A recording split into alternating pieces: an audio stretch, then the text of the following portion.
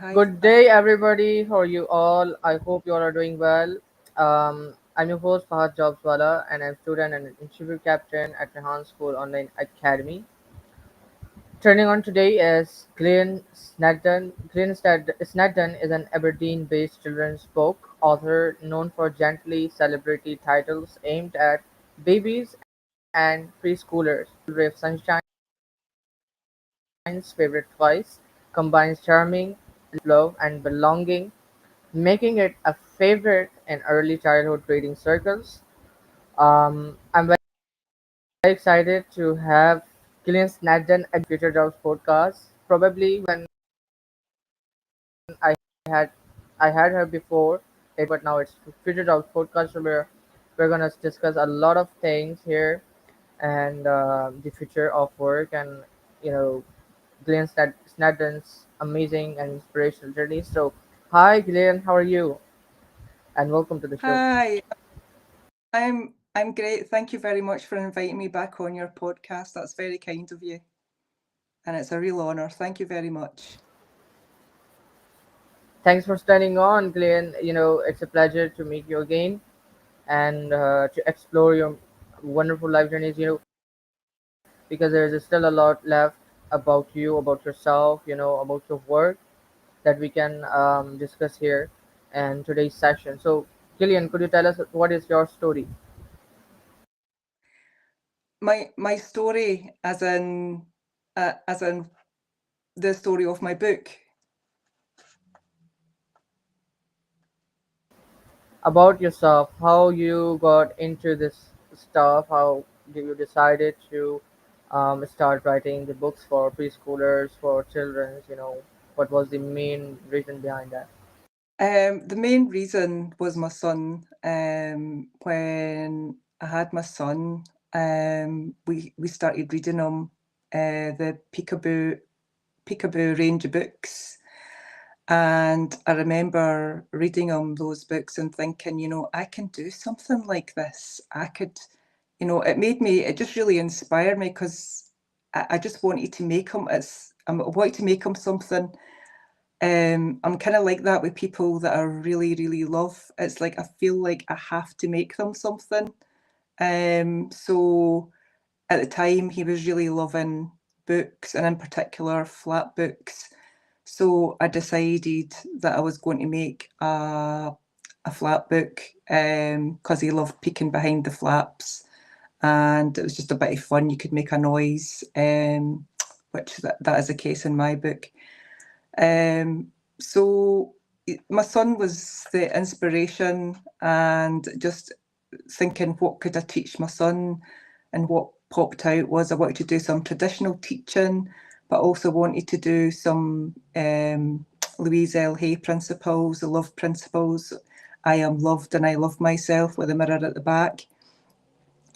So it was a combination. And I also had the intention when I wrote the book, I wanted a book where he would feel cherished, adored, and loved.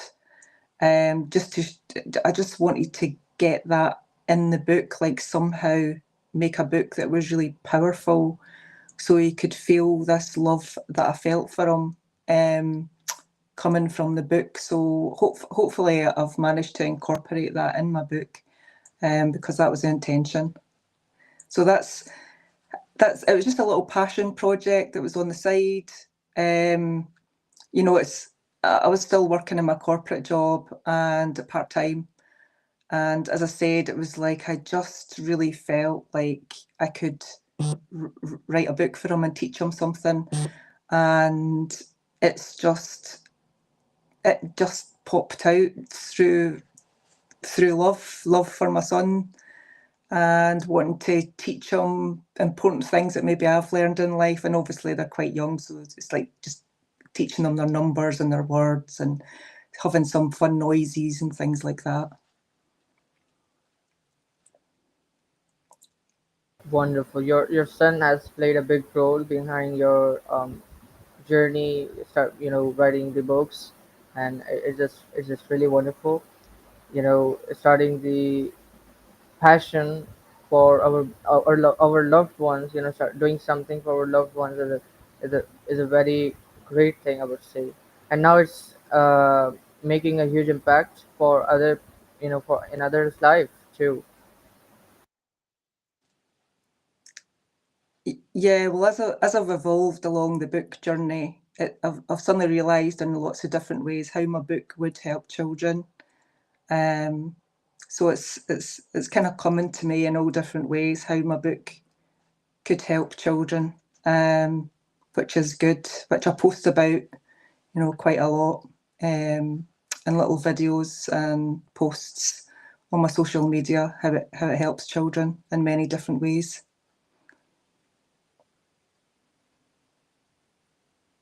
Wonderful. Um, so, Glenn, what was the moment in your life when you realized the job um, you know, you were doing?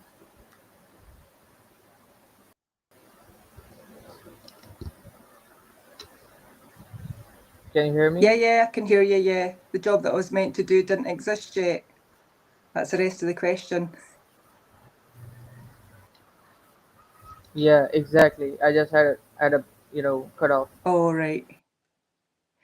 Um, I would say that was probably during the COVID time, 2020. I realised that the corporate job that I was in wasn't the job that I was meant to be in. So I knew I was meant to be doing something else that didn't exist yet. Like I'd written a book, but I wasn't actually doing something with it. So I knew during that time that I should be doing something with it. So that's when I probably started to step into like more being an author, and trying to go towards that that career path.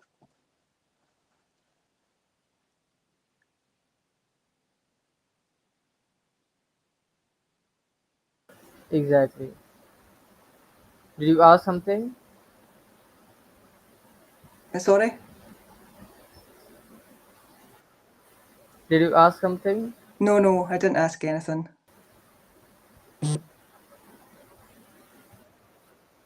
Um, it is wonderful itself. When we start doing something which is our passion, when we start working on our passion and we take that as a profession.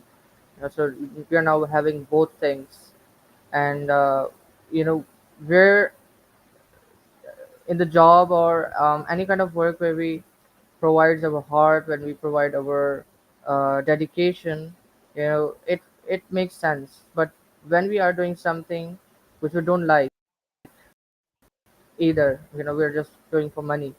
So a burden on you, a depression that you're oh my god, I have to go to work, morning I have to wake up and all that. But when you're doing with dedication, with love, with a passion, so that is really wonderful, as you found your own passion.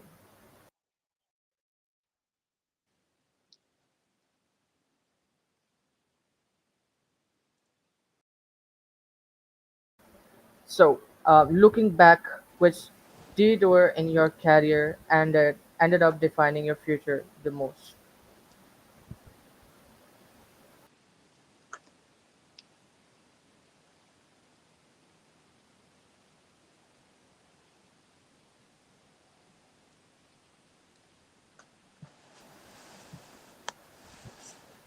Can you hear me?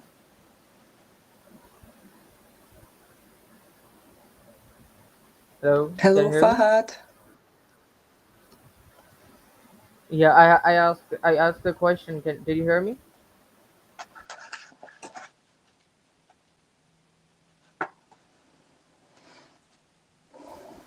Hello, I'm not sure what's happened.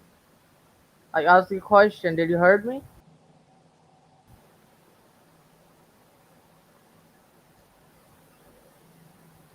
Hello, Fahad. Hello,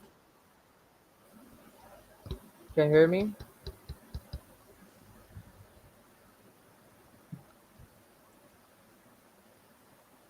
I think we've lost Fahad.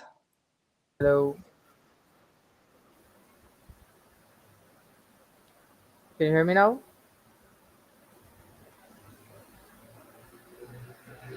Okay, just a sec. I'm just coming in.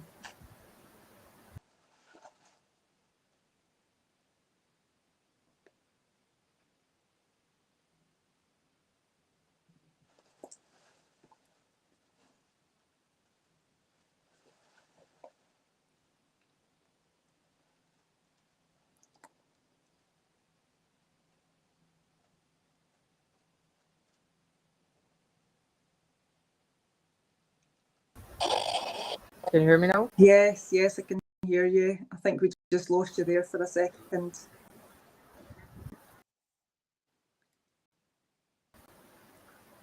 Yeah, I'm not sure. Thing. So let me ask the question again. I ask the question: detour in your career ended up defining your future the most?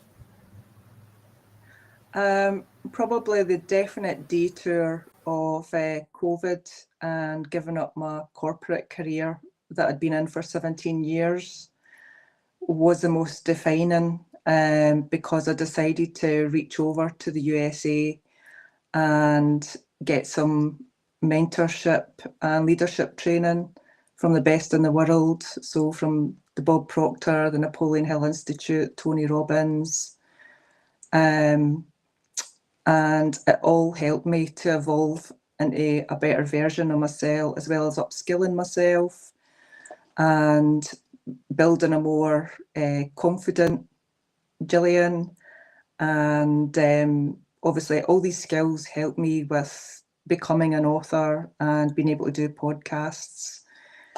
And so it really helped me step into my purpose, which is helping the children with this book.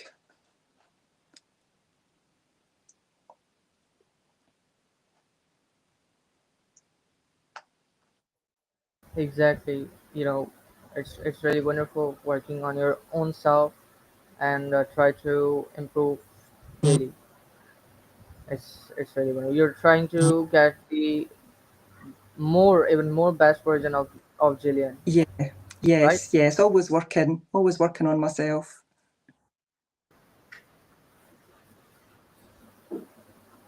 Wonderful. So, what what did your childhood, you know, taught you, and what did your childhood dream job teach you about what you are today? Well, I was actually having a good think about that one. And I remember when I was about 5, my dream job was actually, I wanted to be an actress. Um, Probably because my dad was a huge film buff. He loved watching films, and he would always sit me down with him and say, you'll love this film. And it was always the musicals, or I was brought up with cowboys and Indians, so a lot of John Wayne films, Doris Day films, is it Seven Brides for Seven Brothers? He loved all of that. Anyway, I never gave it another thought after the age of 5 because we come from a very working class background. And so obviously we just went on the trajectory. You just learn at school and then you just go into a local job, probably in the local town or the nearest city. And that's how my career went. So, um, so yeah, I just still got a great love of films. Yeah, I've always loved films and have a real appreciation for actors and actresses and things like that.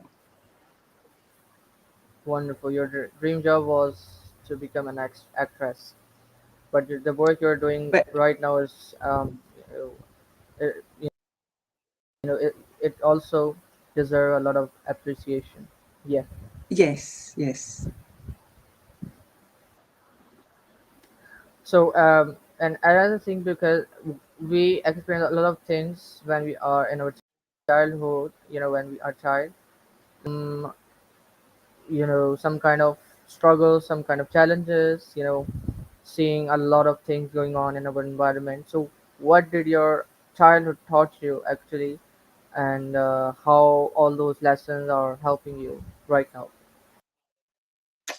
I think the main lesson is like I was always a person that was cheery and uplifting people, like uplifting their spirits.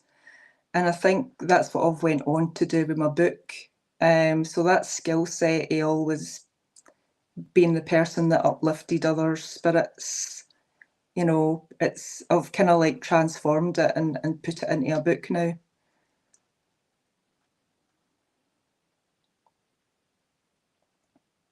Exactly. That is wonderful. Um, so, what failure or rejection ended up being a secret doorway to your future work? Well, I think um, with the corporate career, I probably struggled in that. After I lost a large chunk of my family, I never really recovered. So so there was like quite a lot of, well, I felt I was failing. I was probably just doing the bare minimum, if I'm being honest. And I never really got back to my best, which is why I wanted to train with leaders, over in the USA as well, who I classed as being the best in the world. Um, and so actually just walking away from that job during COVID did actually completely reinvent myself, and um, it was the secret to just concentrate. If you took that away, I was just concentrating on my book. Like that was my only other purpose that I could think that I could do well. So so really the not doing so well in my corporate career um opened the door. Like if that had been going well, then I wouldn't be doing my book now. So it was maybe good that I wasn't really thriving in that career. And so in a way I was led to another door, which was to concentrate on my book, which that's all I've really done since I left my corporate job, and study leadership. That's been it. And so that's led to future work that's definitely, when my book is more fulfilling and it's creative and it's fun, and I love anything that's creative and fun.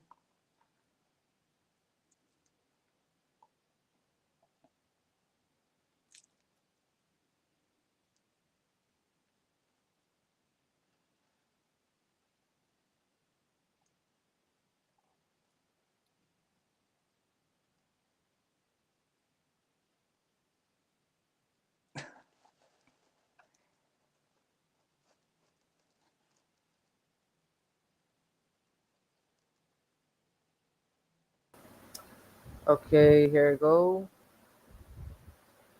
Internet, had interrupted. Is who believed in you in yourself, and how did that shape your journey? Well, I had two very supportive parents who I was really blessed that they both really believed in me. My mother very much so, was very strong in believing in everything that I did before she died when I was 36. And my dad really came to the fore once my mum passed away. He's always had incredible belief in me, and so it does shape you. You do just have a knowingness within yourself. Even if you go through adversity and you lose yourself for a while, you know that you're going to come back. You're going to come back strong. You're going to come back.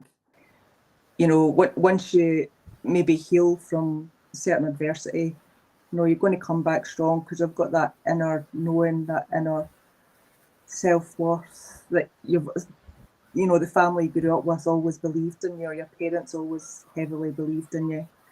My dad always believed in me, even when I felt like I was failing, like in my work, or he was really strong that within his belief that I could do whatever it is I wanted to do. And my mother always told me that I was good at everything, even if I wasn't good. She was always reinforcing positive affirmation constantly. I had very good parents who were always affirming positivity towards me, which was really lovely to grow up with.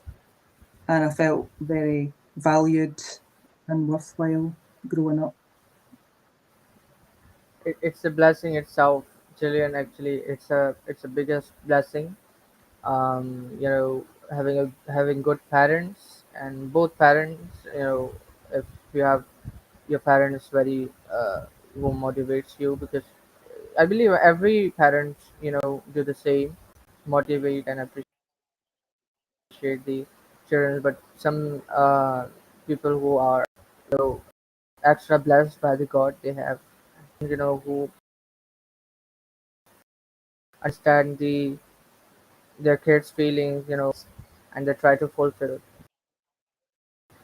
those. So it's really wonderful. So, Jillian, did you had any kind of um, passion of reading books when you were in the school? Read the books. Well, well, funnily enough, I didn't have a great passion. I actually was the worst reader in my class. I struggled. Um, so I wasn't. So obviously that has like evolved as I went on, and I wanted my son to be, good at reading and really passionate about books, and he is. So I wanted his journey to be different from mine.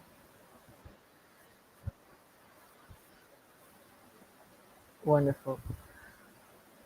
If your life had a title based on your career path, what would it be?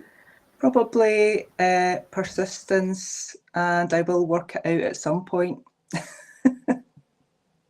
I think life is just a journey of working things out to where you get to a point where everything's worked out really well and you're happy with all aspects of your life and you're just working it out, traveling along your journey until you do that. But persistence for your passions. My book is my passion, so I've got persist. I'll fight for what I'm passionate about and what I know is going to help the children. I'll fight for that every time. Yeah. Can you hear me? Yeah, yep, Okay. Can you hear me now? yep, I can hear you perfect. Wonderful.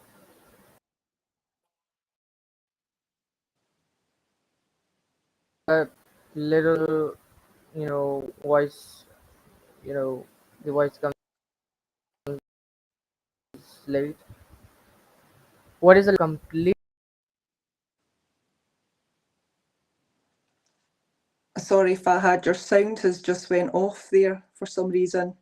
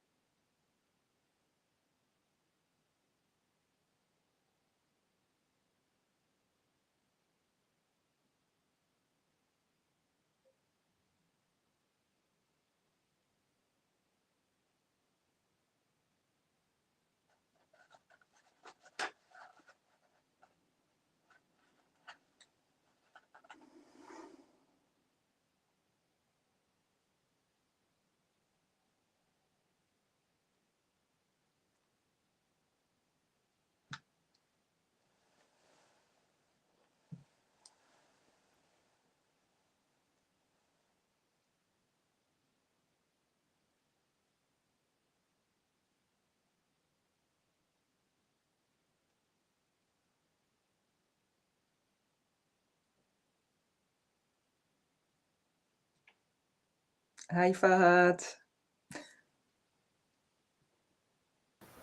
Hello.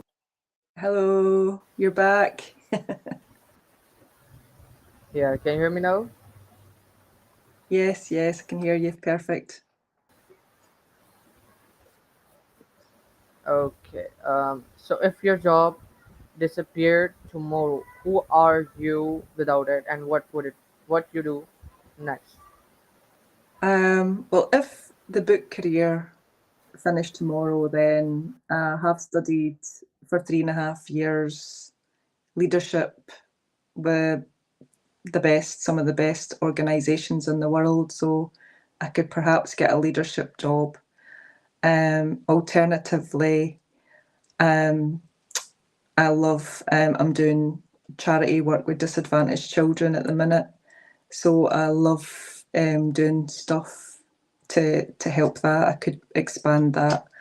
And I love doing anything that's creative or fun, like my book. So I could maybe like do more creative fun projects.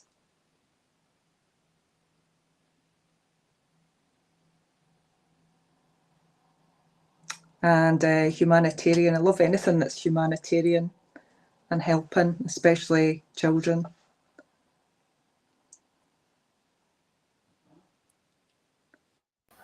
Wonderful.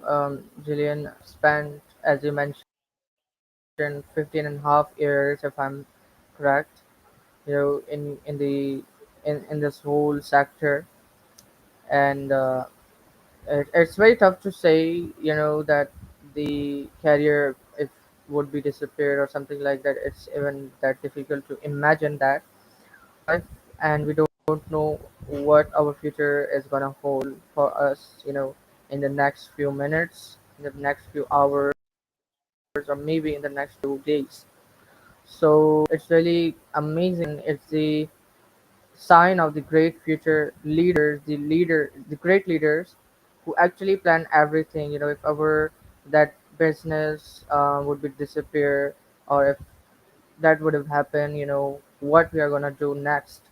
So step by step, and when we go with the planning, so that is the thing which probably gives us the best success for us. It was a great pleasure meeting you, Gillian Snedden, again, all the way from UK, and it was our second podcast. We, yeah, I tried to uncover such kind of things which we didn't cover in the before session, and some that is, I would say, helpful for you guys, for